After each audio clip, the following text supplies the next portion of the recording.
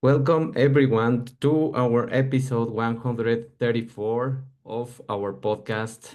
In today's episode, I have an honor guest, Johnson, and we are going to talk about a very important topic that in today's navigation of the companies, we really need with a unique ability to assess ideas and uncover their potential.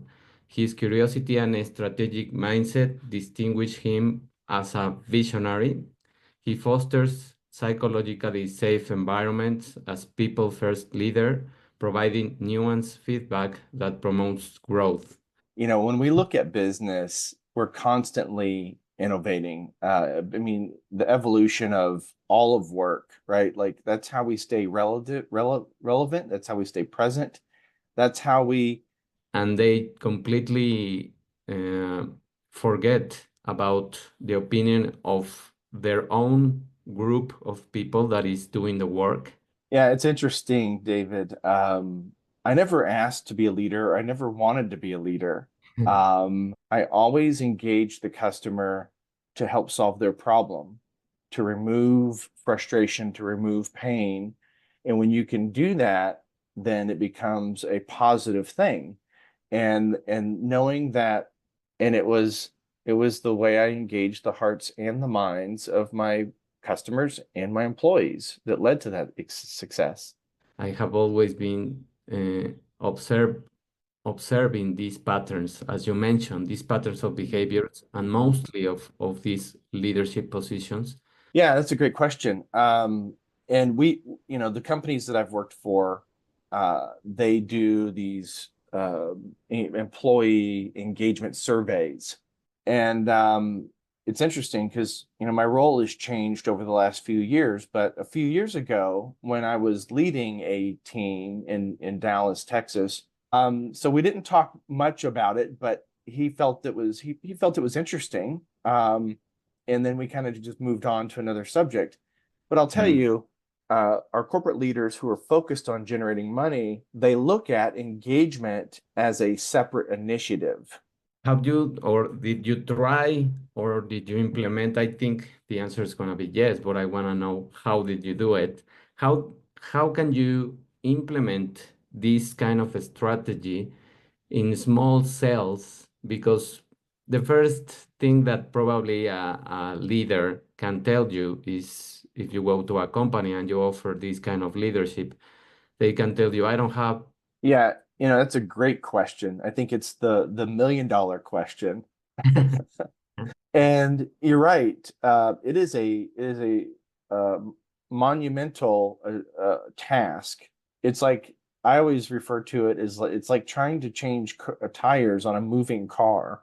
I think there's some things to look at, David.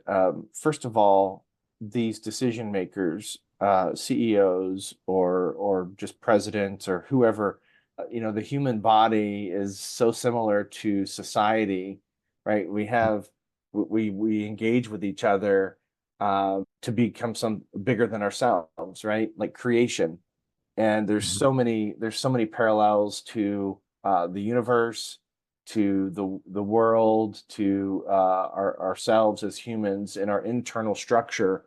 He was a micromanager. He would just come in and he would say the things he needs me to do. He would leave. Yeah, that sounds a great solution and great way to engage people Yeah. to to first let them know that the way they are thinking it's important.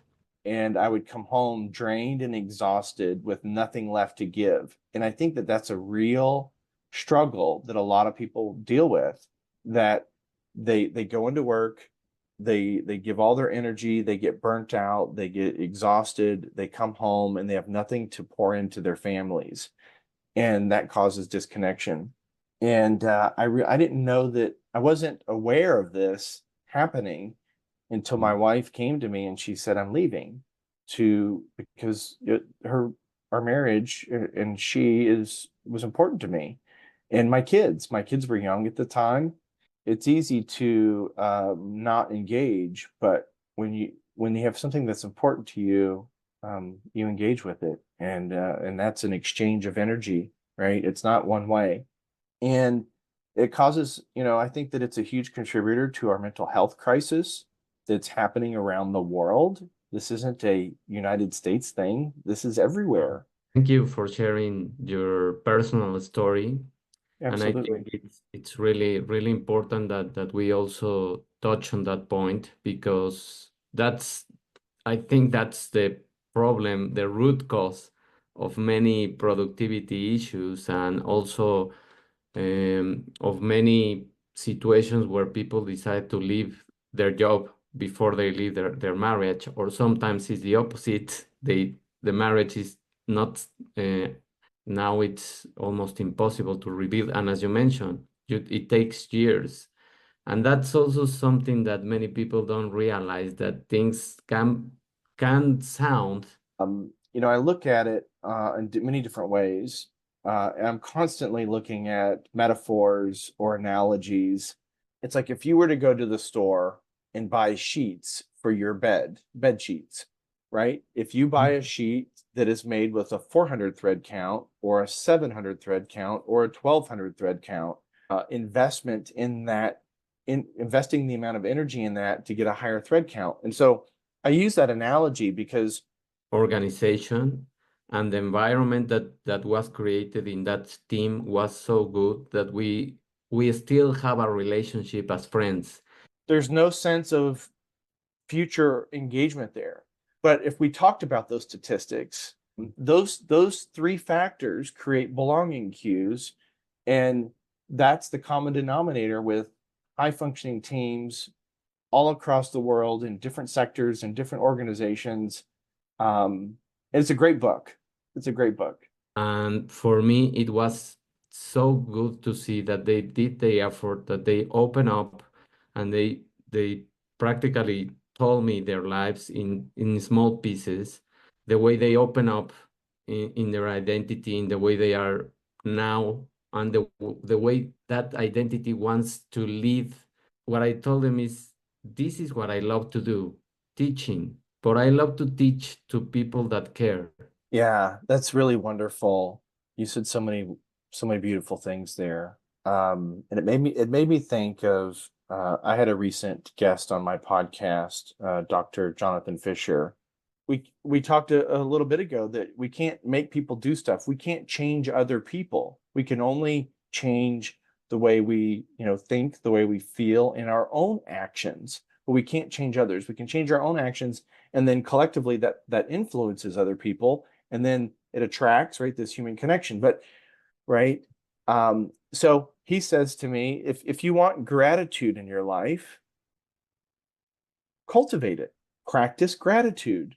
And practice is, I think, the mother of leadership. Let's say, didn't give up in many of the tasks that were very, very challenging in terms of. And I remember many times when I swam and in the competitions, there was a person without legs. Mhm. And I think he said release control or let go of control. Yes, it's a tough lesson, but we have to learn to do that, because otherwise, as you mentioned, we just. They're people too, and they need to be able to release, and there's lots of personal inner work that leaders have to do, but that means that they want to be part of the conversation. They want to be part of the process. So, and look, that leader may know exactly how to navigate that problem, or they wouldn't be in the role that they're in. But if you want to create a better environment that is going to take your team and make them more high performing and lift them up, the same thing with children. When your children are young, you teach them, guide them, instruct them. But as they become older, and I'm not going to be there to protect them or tell them what to do. Have I given them this, help them develop those skills to survive and thrive out in the world without me? And so as leaders, it's our job to look at our employees the same way. Have I given them the skills to solve problems without me? Yeah, and I love that. Finishing on this topic, the heart is the leader of our body. Mhm. It pumps life to every organism in our body, every other system in our body. Yeah. So thank you, Jason. Thank you for this conversation. I really enjoyed our reflection of many topics, and